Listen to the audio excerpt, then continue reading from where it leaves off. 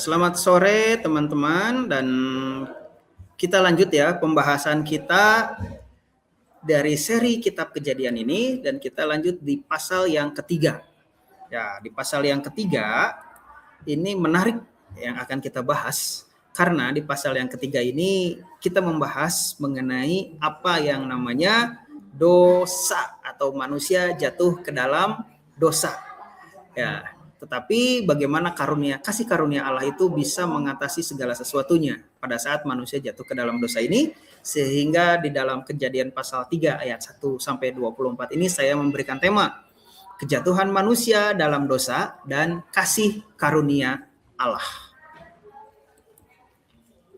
Ya, kita lihat ya Kejadian pasal 3 ayat 1 sampai 5. Adapun ular ialah yang paling cerdik dari segala binatang di darat yang dijadikan oleh Tuhan Allah. Ular itu berkata kepada perempuan itu, "Tentulah Allah berfirman, semua pohon dalam taman ini jangan kamu makan buahnya, bukan?" Lalu sahut perempuan itu kepada ular itu, "Buah pohon-pohonan dalam taman ini boleh kami makan, tetapi tentang buah yang ada di tengah-tengah taman, Allah berfirman, jangan kamu makan ataupun kamu raba buah itu, nanti kamu mati." Tapi ular itu berkata kepada perempuan itu, "Sekali-kali kamu tidak akan mati. Tetapi Allah mengetahui bahwa pada waktu kamu memakannya, matamu akan terbuka dan kamu akan menjadi seperti Allah, tahu tentang yang baik dan yang jahat." Ya, itu kita lihat ya di dalam Kejadian 3 ayat 1 sampai 5 ini ada sosok penggoda yang dilambangkan dengan ular gitu. Ya, iblis ada di dalam ular, dan dengan tipu dayanya si ular ini atau si iblis ini menggoda manusia supaya manusia ini jatuh ke dalam yang namanya dosa. Ya, bagaimana si iblis ini menggoda manusia untuk jatuh ke dalam dosa? Ya, iblis ini menggoda perempuan yang Tuhan tempatkan di sisi Adam, yaitu iblis menggoda Hawa.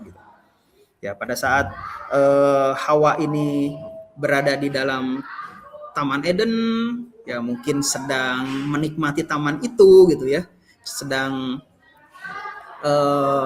makan buah dari pohon-pohon yang ada, tiba-tiba ular ini datang dan menggoda Hawa, dan iblis memutarbalikan firman Tuhan yang ada. Di ayat yang pertama ya, tentulah Allah berfirman, semua pohon dalam taman ini jangan kamu makan buahnya.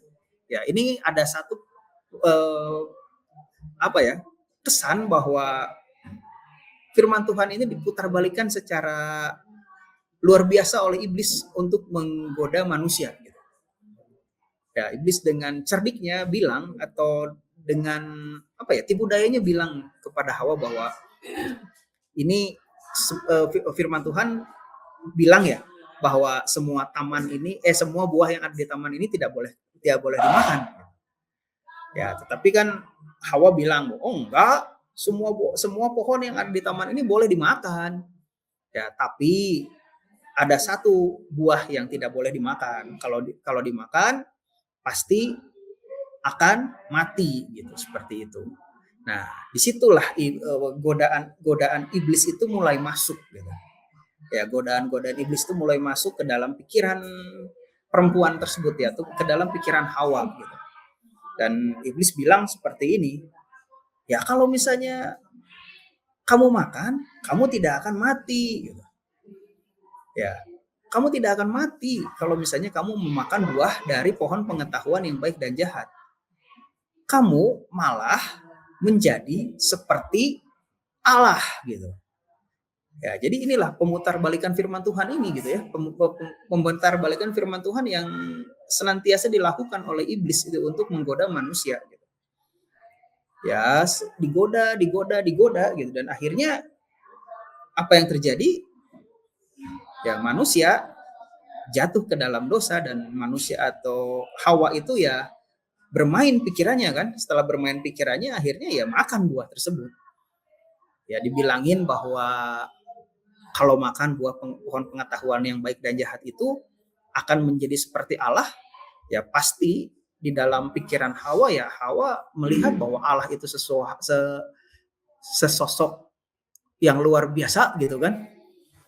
Bisa ini, bisa itu, bisa menciptakan ini, bisa menciptakan itu. Ya pasti saya mau dong seperti Allah, saya juga mau bisa ini, bisa itu gitu. Ya itulah inilah ya memainkan yang namanya pikiran gitu. Ya dosa itu memainkan yang namanya pikiran, sehingga ya dengan demikian akhirnya Hawa makan buah itu. Dan setelah makan, apakah Hawa itu mati? Dan ternyata kan tidak mati gitu kan, seperti itu. Ya tidak mati secara fisik gitu ya, mati secara langsung di situ kan tidak gitu. Dan dosa sering dimulai dari keraguan terhadap kebenaran firman Tuhan.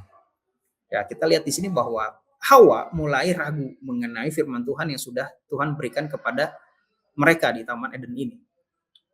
Ya mereka sudah diberikan satu perintah, sudah diberikan yang namanya satu larangan tentang kebenaran firman Tuhan, tetapi dengan adanya pemutarbalikan fakta ini akhirnya ya ragu gitu. Dan setelah ragu, jatuhlah Hawa ini ke dalam dosa ya. Ya di ayat 6 sampai 7 kita lihat bahwa perempuan itu melihat buah itu baik untuk dimakan, sedap kelihatannya, memberikan yang namanya hikmat.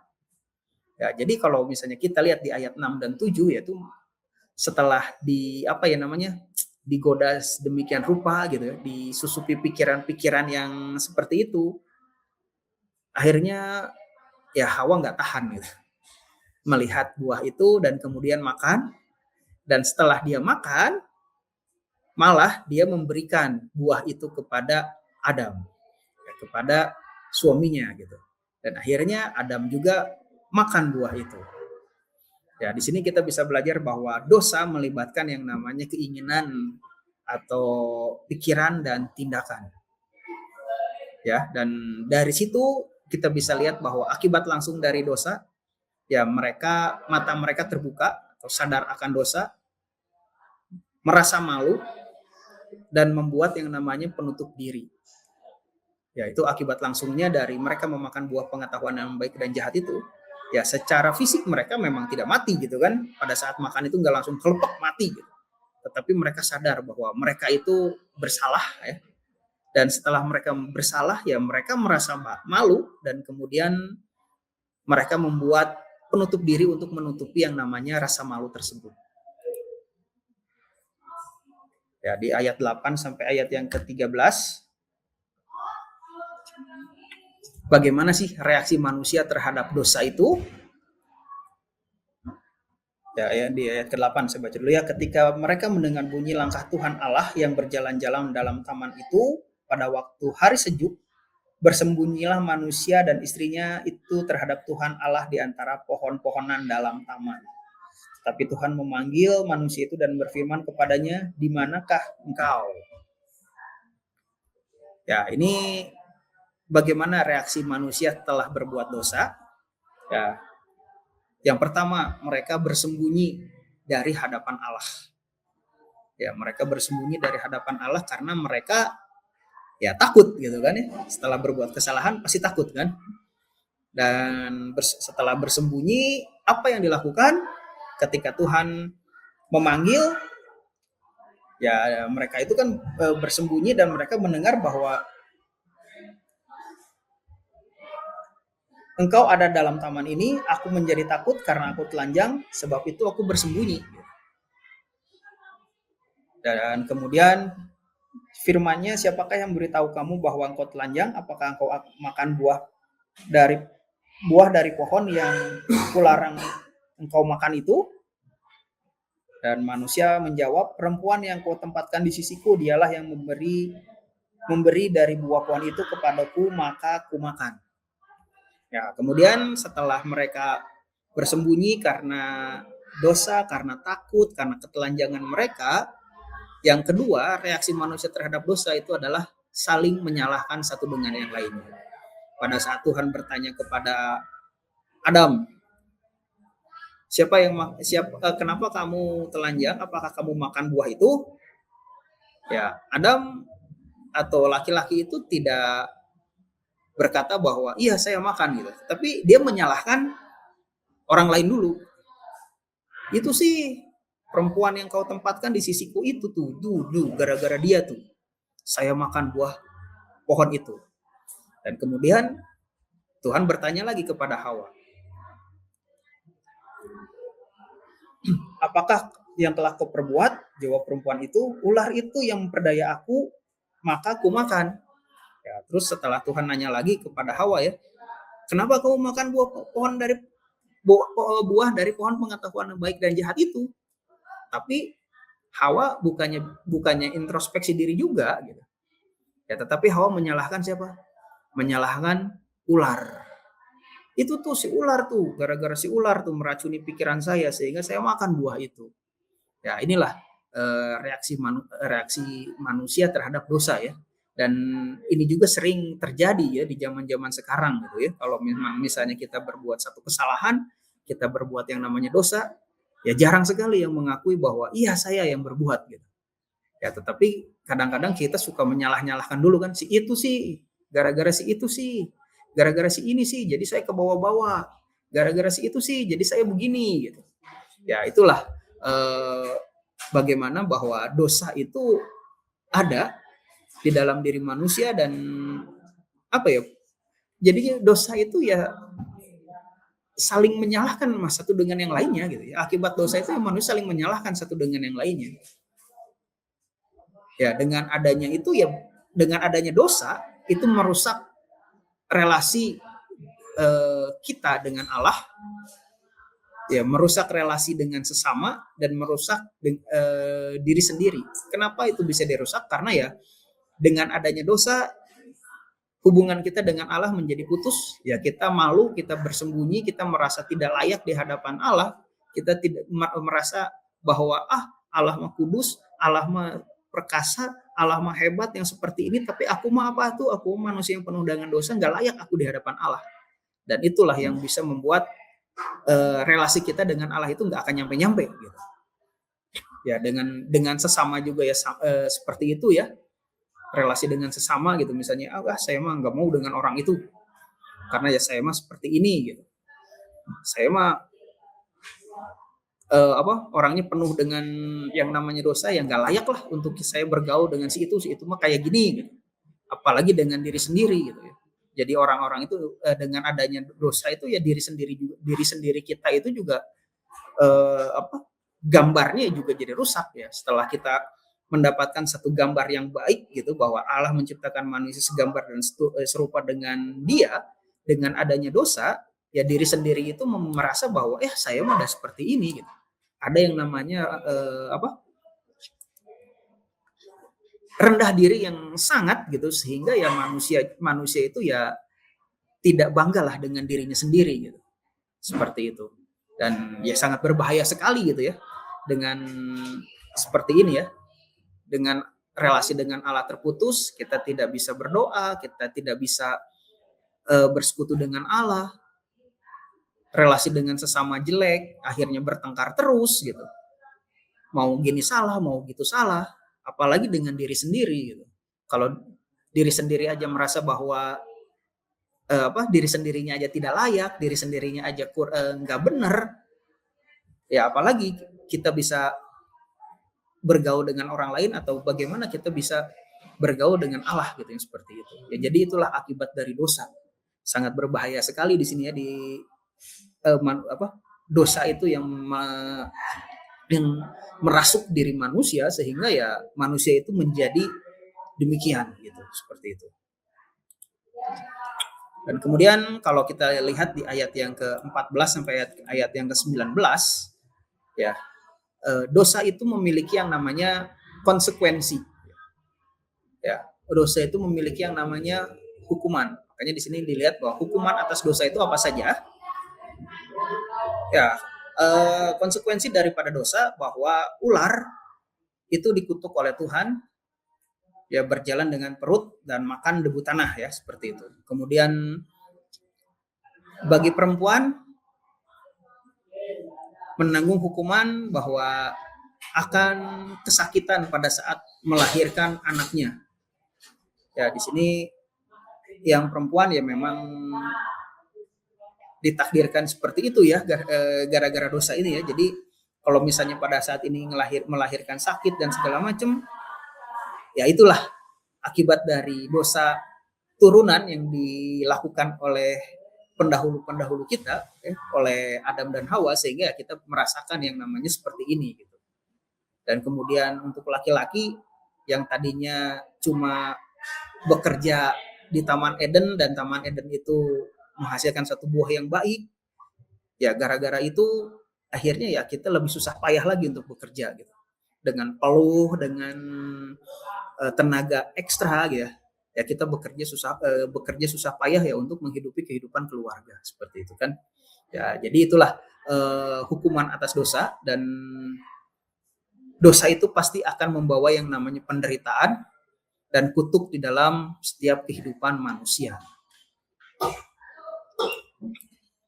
Ya, tapi kalau misalnya kita lihat di ayat yang ke-15, ya, ayat yang ke-15 di sini firman Tuhan mengatakan, "Aku akan mengadakan permusuhan antara engkau dan perempuan ini, antara keturunanmu dan keturunannya. Keturunannya akan meremukkan kepalamu dan engkau akan meremukkan tumitnya." Ya, di sini ada yang namanya janji gitu ya dari Tuhan untuk yang namanya pemulihan gitu, atau janji yang namanya penebusan dosa ini. Ada yang namanya permusuhan antara engkau dan perempuan ini gitu kan ya. Jadi ini yang disebut dengan yang namanya proto-evangelium, ya, nubuatan tentang kemenangan atas dosa gitu. Ya, jadi inilah janji penebusan ya, bahwa ada yang namanya permusuhan antara iblis dengan perempuan ini ya, dan keturunanmu dengan keturunannya akan meremukkan kepalamu dan kau akan meremukkan tumitnya. Seperti itu. Jadi inilah janji penebusan pertama ya, bahwa suatu saat akan ada yang namanya penebusan dan kemenangan atas dosa ini. Seperti itu. Dan ayat 20 sampai ayat 24 di sini dikatakan Allah membuat pakaian dari kulit binatang untuk menutupi manusia. Ya, jadi dengan adanya dosa, untuk menutupi yang namanya ketelanjangan manusia, atau untuk menutupi ada yang namanya dosa itu gitu, ya Allah membuat yang namanya pakaian dari kulit binatang, dan di sini ada yang namanya penumpahan darah untuk pertama kali. Ya, bagaimana mungkin kan kulit binatangnya itu dipakaikan kepada manusia kalau hewannya atau binatangnya ini tidak dibunuh? Masa dikuliti hidup-hidup, kan nggak akan mungkin gitu ya. Pasti ada yang namanya binatang ini pasti dibunuh gitu. Dan disinilah ada yang namanya penumpahan darah pertama untuk menutupi yang namanya ketelanjangan manusia atau menutupi yang namanya dosa ini. Ya. Dengan adanya dosa, untuk menutupinya harus ada yang namanya pengorbanan, dan itu akan dibuat terus menerus ya sampai nanti digenapi oleh pengorbanan Tuhan Yesus di atas kayu salib. Ya, dan ya manusia diusir dari Taman Eden lah ya, untuk akibat dosa ini juga ya manusia diusir dari Taman Eden, dan dengan adanya dosa hukuman tetap ada ya, hukuman Tuhan kepada manusia tetap ada dan memang berjalan sedemikian rupa. Tetapi dengan adanya dosa itu bukan manusia itu tidak sampai di situ saja gitu, tetapi Allah menunjukkan kasih dan pemeliharaan terhadap manusia itu seperti apa. Oke. Ya, kita lihat makna teologisnya di dalam Kejadian 3 ini, bahwa dosa adalah pemberontakan terhadap Allah. Ya, dosa, apapun bentuk dosa itu adalah pemberontakan terhadap Allah, karena manusia memiliki kehendaknya sendiri di atas kehendak Allah. Dan kemudian dosa merusak seluruh aspek kehidupan. Jadi dengan adanya dosa, relasi kita dengan Allah rusak, relasi kita dengan sesama rusak, relasi dengan alam juga rusak, gitu, seperti itu. Dan juga manusia juga merasa jijik dengan dirinya sendiri ya, karena dosa tersebut. Dan kemudian juga manusia tidak dapat menyelamatkan dirinya sendiri. Ya, dengan adanya dosa, ya manusia memang tidak bisa untuk menyelamatkan dirinya sendiri. Ya, pada saat itu kan manusia membuat penutup untuk menutupi dosanya itu. Tetapi ya itu tidak cukup karena butuh karya Allah untuk yang namanya menyelamatkan manusia dari dosa tersebut. Terus juga Allah tetap mencari manusia. Ya, walaupun manusia tetap berbuat dosa, tetapi Tuhan tetap datang kepada manusia ya. Dikatakan kan di dalam Kejadian pasal 3 itu bahwa Tuhan mencari manusia pada saat manusia itu jatuh ke dalam dosa, dan Tuhan tidak membiarkan manusia terjatuh dan lebih terjatuh lagi. Dan kemudian juga ada yang namanya janji mengenai keselamatan.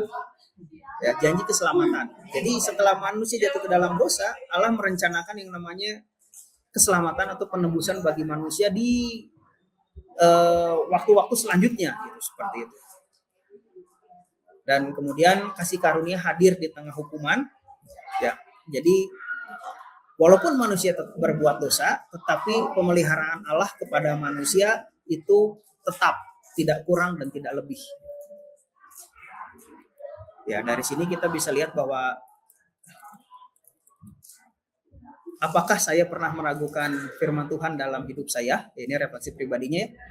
Apakah saya cenderung menyalahkan orang lain atas kesalahan saya? Dan bagaimana respon saya ketika jatuh dalam dosa, bersembunyi atau datang kepada Tuhan? Apakah saya menyadari bahwa saya membutuhkan kasih karunia Allah? Ya, biar refleksi pribadi ini dijawab oleh teman-teman ya. Sehingga dari Kejadian pasal 3 ini kita bisa belajar ya bahwa dosa itu sedemikian rupa. Tapi ya bagaimana kita merespon dosa tersebut gitu. Apakah kita tetap di dalam lubang dosa atau kita merasa bahwa kita sudah dibenarkan? Ya, teman-teman bisa jawab sendiri itu ya. Ya, di dalam penerapannya bahwa waspadalah terhadap yang namanya pencobaan. Ya, mengenal firman Tuhan agar tidak mudah ditipu. Dan kemudian juga belajar bertanggung jawab atas dosa, ya tidak menyalahkan orang lain. Ya, jadi kalau memang kita berbuat dosa, ya cobalah ya untuk kita tidak menyalahkan orang lain. Ya, kita introspeksi saja bagaimana, kenapa kita bisa berbuat dosa. Gitu. Dan datanglah kepada Allah di dalam pertobatan. Ya, tidak bersembunyi, tidak diam, ya, tetapi mengaku dosalah di hadapan Allah. Gitu. Ya, seberapapun dosa kita, kalau kita datang kepada Allah, datang kepada Tuhan, Tuhan pasti mengampuni. Ya, karena tidak ada tidak ada dosa besar seperti apapun, tidak ada yang tidak diampuni. Tetapi dosa sekecil apapun pasti butuh yang namanya pengampunan. Mengandalkan kasih karunia Allah. Ya, jadi kita saat ini hidup, kita selamat bukan karena hasil usaha sendiri, ya, tetapi kita hidup sebagaimana adanya sampai saat ini itu karena kasih karunia Allah yang terjadi di dalam setiap kehidupan kita. Dan pulihkanlah atau memulihkan relasi, pulihkan relasi kita dengan Tuhan, dengan sesama, sehingga kalau kita relasi kita dengan Tuhan pulih, dengan sesama pulih, ya diri kita sendiri pun bisa menjadi kembali. Dan dari Kejadian pasal 3 ini menunjukkan realitas dosa. Sebagai penutupnya ya, Kejadian pasal 3 menunjukkan realitas dosa manusia, tapi juga menghadirkan harapan besar. Allah tidak meninggalkan manusia di tengah kejatuhan. Allah menyediakan jalan pemulihan melalui kasih karunia-Nya.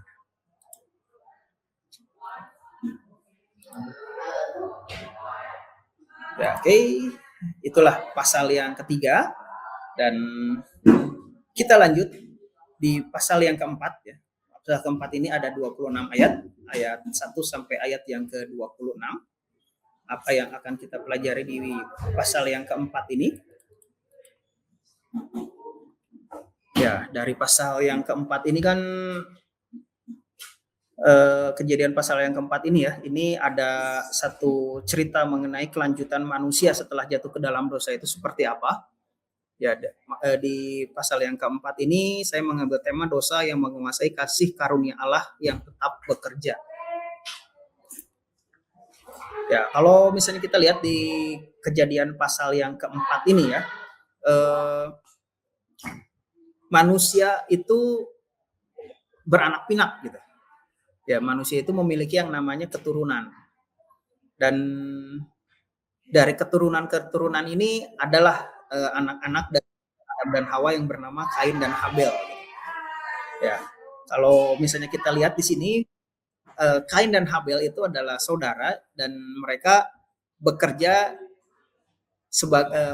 bekerja di tanah yang Tuhan berikan gitu. Untuk mengusahakan tanah itu ya mereka bekerja. Habel menjadi seorang peternak atau menjadi seorang gembala, sedangkan Kain itu menjadi seorang petani. Dan suatu saat kita lihat ya di sini bahwa mereka berdua itu mempersembahkan hasil daripada apa yang dihasilkan oleh bumi kepada Tuhan, kepada Tuhan Allah. Ya, ceritanya kan seperti itu ya. Kain mempersembahkan hasil buminya, ya, hasil dari tanahnya, sementara Habel mempersembahkan anak sulung dari ternaknya. Dan cerita ini sering kita dengar ya di sekolah minggu ya, bahwa Tuhan berkenan kepada persembahan Habel, sementara Tuhan tidak berkenan kepada persembahan Kain. Gitu, seperti itu. Ya, jadi dari sini kita bisa belajar, bukan sekedar jenis persembahan, tetapi sikap hati yang menentukan. Habel memberi yang terbaik, sedangkan Kain tidak. Ya, di sini persembahan yang diberikan itu sama-sama sebenarnya hasil dari bumi, tetapi di sini kita bisa lihat bahwa sikap hati yang menentukan persembahan itu diterima atau tidak di hadapan Tuhan. Kalau Habel ya mempersembahkan apa yang dia miliki, Habel mempersembahkannya dengan hati dan memberikan yang terbaik yang ada untuk Tuhan. Ya, sedangkan Kain tidak, sehingga persembahan Habel yang diterima dan persembahan Kain itu ya tidak diterima oleh Tuhan.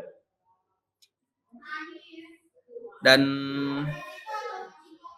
setelah persembahan Kain itu tidak terima, sehingga Kain itu menjadi panas hati gitu kan. Ceritanya ya seperti itu ya. Kain itu panas hati, murung gitu. Dan di situ Tuhan sudah memperingatkan Kain gitu, bahwa ya ditegurlah Kain gitu kan. Di dalam ayat 6 itu dikatakan, mengapa hatimu panas dan mukamu muram gitu. Apakah mukamu tidak akan berseri jika engkau berbuat baik? Tetapi jika engkau tidak berbuat baik, dosa sudah mengintip di depan pintu. Ia sangat menggoda engkau, tetapi engkau harus berkuasa atasnya. Seperti itu. Jadi pada saat itu Kain itu tidak langsung membunuh Habel ya. Jadi itu ada satu proses di mana Kain itu merasa iri, Kain itu merasa marah gitu, melihat ya persembahan Habel diterima gitu. Ya, ini juga menggambarkan manusia yang memang suka iri gitu terhadap sesamanya yang memang lebih baik di dalam setiap kehidupannya. Ya, ini sudah ada di zaman-zaman seperti di zaman dulu ya, di zaman purba ini sudah ada gitu. Ini contohnya adalah siapa? Ya Kain gitu. Ya, tetapi di sini Tuhan tidak tinggal diam gitu. Sebenarnya Allah sudah menegur Kain ya akan hal ini gitu. Tetapi ya sekali lagi sikap hati Kain yang tidak mau menerima teguran Allah ini gitu. Ya, dia lebih mementingkan yang namanya egonya, dia lebih mementingkan yang namanya sikap hatinya yang iri terhadap Habel, sehingga ya makin lama ya pikiran-pikiran Kain itu dikuasai oleh si jahat gitu. Dan setelah pikiran-pikirannya dikuasai oleh si jahat, apa yang ada di dalam hati Kain? Ya, di ayat yang ke-8 dikatakan bahwa Kain membunuh Habel. Ya, inilah pembunuhan berencana yang dilakukan gitu ya. Pembunuhan berencana yang pertama kali dilakukan. Ya, Kain itu membunuh Habel bukan tidak sengaja ya, tapi memang ini pembunuhan berencana gitu. Ya, kalau sekarang kan pembunuhan berencana ini hukumannya ya sangat berat ya. Maksimal itu hukuman mati juga kan. Seperti itu ya. Ya, jadi di ayat yang ke-8 ini dikatakan bahwa Kain itu mengajak adiknya ke padang, dan ketika sampai di padang, Kain itu memukul Habel, adiknya, lalu membunuh dia. Ya, sudah direncanakan sedemikian rupa karena panas hati yang begitu menggebu-gebu kepada Kain, sehingga Kain merencanakan untuk membunuh Habel, membawa adiknya ke padang, dan setelah itu adiknya ya dibunuh. Nah, setelah dibunuh, ternyata Tuhan pun berbicara kepada Kain gitu ya, bukan diam aja. Ya, Tuhan bertanya, di manakah adikmu? Ya, di ayat yang ke-9 itu ditanya seperti itu ya. Ya, ditanya seperti, di manakah adikmu? Tapi Kain jawabnya malah ini gitu ya. Kain jawabnya malah seenaknya gitu di hadapan Tuhan gitu. Ya, Kain jawabnya ya aku nggak tahu gitu. Aku mau bukan penjaga adikku gitu. Kenapa kau menanyakan adikku? Aku mah nggak tahu. Di mana gitu. Apakah aku penjaga adikku? Ya adikku di mana ya aku nggak tahu. Aku bukan yang bukan orang yang menjagain terus adik saya gitu. Ya, tetapi di ayat yang ke-10 gitu dikatakan bahwa darah adikmu itu berteriak kepadaku dari tanah. Maka sekarang terkutuklah engkau, terbuang jauh dari tanah. Dan maka sekarang terkutuklah engkau, terbuang jauh dari tanah yang mengangangkan mulutnya untuk menerima darah adikmu dari tanganmu. Nah, itulah yang diperbuat Kain, harus ada yang namanya resiko gitu. Ya memang dulu Tuhan tidak menghukum Kain secara langsung mati juga ya. Tetapi pada saat itu Kain diajar untuk bertanggung jawab gitu. Apa yang telah diperbuat Kain terhadap adiknya harus bertanggung jawab gitu. Tapi ya Kain seperti itu jawabannya gitu. Sehingga pada saat itu ya Tuhan menghukum Kain gitu. Ya mau menghukum Kain, ya tanahnya terkutuk dan ia menjadi yang namanya pelarian. Ya, jadi itulah ya dosa yang memang dosa panas hati itu ya sangat berbahaya sekali ya. Awalnya panas hati ya, sehingga ya kemudian menjadi satu sikap yang lebih lebih ekstrim lagi, ya akhirnya bisa terjadi seperti ini. Ya itu sudah terjadi di dalam dunia purba ya. Kalau di dunia yang sekarang ya ini sudah banyak kan ya yang kayak gini gitu.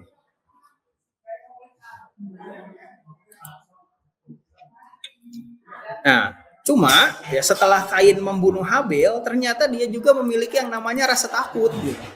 Kenapa memiliki rasa takut? Jadi ayat yang ke-13 sampai ayat yang ke-16, ya Kain ternyata takut dibunuh juga sama orang lain. Ya, kata Kain kepada Tuhan, hukumanku itu lebih besar daripada yang dapat kutanggung. Engkau menghalau aku sekarang dari tanah ini, dan aku akan bersembunyi dari hadapanmu, seorang pelarian dan pengembara di bumi. Maka barang siapa yang akan bertemu dengan aku, tentulah ia akan membunuh aku. Firman Tuhan kepadanya, sekali-kali tidak. Barang siapa yang membunuh Kain akan dibalaskan kepadanya 7 kali lipat. Kemudian Tuhan menaruh tanda pada Kain supaya jangan dibunuh oleh barang siapa yang bertemu dengan dia. Ya, di sini sangat aneh sekali ya, orang yang membunuh tapi takut dibunuh gitu kan ya. Dan ya Kain pada saat itu ngomong gitu kepada Tuhan gitu. Ya kalau di hadapan Tuhan aku bisa bersembunyi katanya. Tapi kalau di hadapan manusia, kalau ada orang yang ketemu saya pasti akan dibunuh lagi gitu. Ya, tetapi kan Tuhan memberikan yang namanya perlindungan kepada Kain. Ya, di sini juga dijelaskan bahwa, atau di sini diceritakan bahwa walaupun orang itu ada di dalam satu dosa dan itu dihukum oleh Allah, ya Allah masih menunjukkan yang namanya kasih karunia-Nya kepada manusia. Ya sebenarnya bisa saja sih Tuhan membunuh Kain secara langsung. Tapi di sini Tuhan tidak membunuh Kain secara langsung gitu. Ya, tetapi Tuhan memberikan yang namanya kasih karunia kepada Kain, sehingga ya Kain masih diperbolehkan hidup ya, dan walaupun ada akibatnya yang dia tanggung ya, tetapi Kain masih diberikan yang namanya kehidupan oleh Allah ya. Dan di sini juga ada sesuatu hal yang kita bisa pelajari, bahwa inilah dosa, kalau memang misalnya kita berbalik kepada Allah, kasih karunia Allah itu masih tetap ada di dalam setiap kehidupan orang yang mau bertobat atau mau mengaku dosanya di hadapan Allah. Seperti itu. Ya, untuk selanjutnya ini adalah keturunan Kain ya. Kita bisa dilihat di ayat 17 sampai 24. Ya, kalau kita lihat di sini bahwa Kain itu adalah orang yang membangun kota dan keturunan-keturunannya itu adalah keturunan yang mulai bisa berkembang untuk atau mengembangkan yang namanya kebudayaan yang ada di zaman itu, tentang musik, teknologi, atau membuat perkakas dan lain-lain. Inilah keturunan-keturunan Kain gitu yang mulai dan membuatnya. Ya, dimana di sini adalah satu peradaban yang mulai berkembang di zaman itu, tetapi bukan cuma peradaban saja yang berkembang, ya, tetapi dosa juga semakin berkembang atau dosa juga semakin mendalam di zaman itu. Ya, kalau misalnya kita lihat di ayat selanjutnya, ya, di sini ada yang namanya Set. Ya. Siapakah itu Set? Ya, Set itu adalah penggantinya Habel. Ya, jadi Adam dan Hawa memiliki anak untuk menggantikan Set dan untuk menggantikan Habel, dan anak itu diberi nama yang namanya Set. Dan pada zaman Set ini orang mulai memanggil yang namanya Tuhan. Ya, jadi di tengah dosa tetap ada garis keturunan yang setia kepada Allah itu sendiri. Ya, jadi kita lihat ya makna teologis di dalam Kejadian 4 apa saja. Yang pertama, Allah melihat hati bukan hanya tindakan luar. Ya, ini persembahan sejati berasal dari hati yang benar. Ya, jadi tadi persembahan Habel yang diterima itu adalah sikap hati di mana Habel yang memiliki sikap hati yang dekat dengan Allah atau sikap hati yang berkenan di hadapan Allah, ya tidak sama seperti Kain gitu. Dan yang kedua, makna teologisnya ini adalah dosa yang harus dikendalikan. Ya, jadi dosa sudah ada di dalam setiap diri manusia, dan bagaimana kita bisa mengendalikan yang namanya dosa itu. Jika dosa itu tidak dikendalikan, dosa itu akan menguasai dan menghancurkan kita semua. Dan yang ketiga, kita belajar mengenai manusia bertanggung jawab atas sesamanya. Ya, jadi kita lihat di sini ya bahwa Kain gitu ya dituntut untuk bertanggung jawab terhadap adiknya, tetapi dia tidak mau.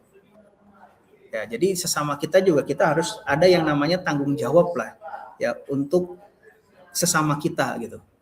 Ya, bukan juga tanggung jawab terhadap diri pribadi, ya tanggung jawab sosial ya terhadap sesama kita seperti apa. Yang keempat, dosa membawa konsekuensi yang nyata baik secara pribadi maupun sosial. Ya, secara pribadi ya dosa itu menjadikan kita seteru Allah, ya tetapi juga ada dampak sosial yang diberikan ya kalau kita misalnya berbuat dosa seperti itu. Dan kemudian walaupun yang kelima, kasih karunia Allah tetap ada. Ya, Allah tetap melindungi bahkan orang-orang yang berdosa, ya sama seperti Kain ya. Kain sudah membunuh Habel, tetapi ya kasih karunia Allah tetap ada di dalam diri Kain.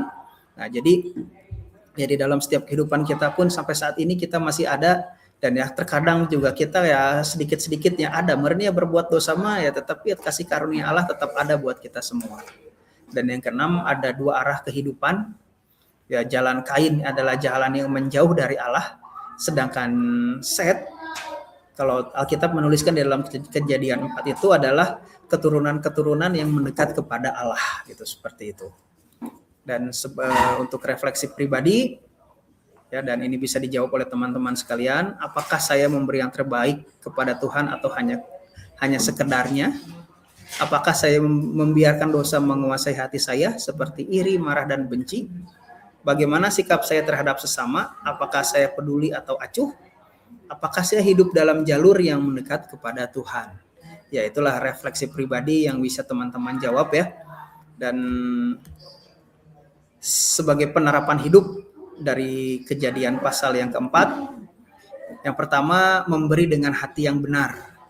Ya, di dalam ibadah, pelayanan, dan kehidupan sehari-hari, cobalah ya kita mempunyai hati yang benar, ya memberi dengan hati yang benar. Yang kedua, mengendalikan emosi dan dosa.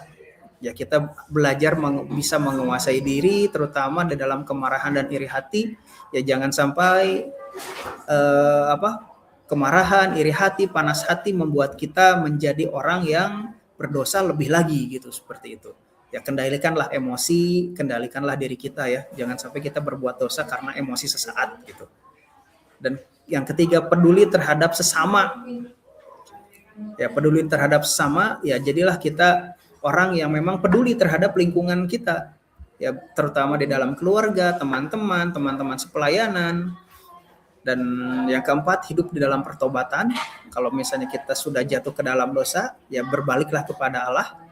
Dan yang kelima, memilih jalan hidup yang benar.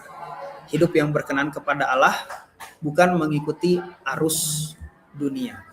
Dan sebagai penutup, di dalam Kejadian pasal 4 ini adalah menunjukkan bahwa dosa tidak berhenti pada kejatuhan manusia, tetapi terus berkembang jika tidak dikendalikan. Namun di tengah kegelapan, Allah menyediakan jalan bagi manusia untuk kembali kepadanya. Kita dihadapkan pada pilihan hidup seperti Kain atau hidup seperti Set. Ya, jadi itulah ya Kejadian pasal yang keempat. Dan di hari ini kita sudah membahas Kejadian pasal yang ketiga dan pasal yang keempat. Dan untuk selanjutnya atau di dalam Bible study selanjutnya kita akan teruskan di dalam Kejadian pasal yang kelima. Ya, sampai di sini dulu ya teman-teman. Sekian, selamat sore, Tuhan Yesus memberkati.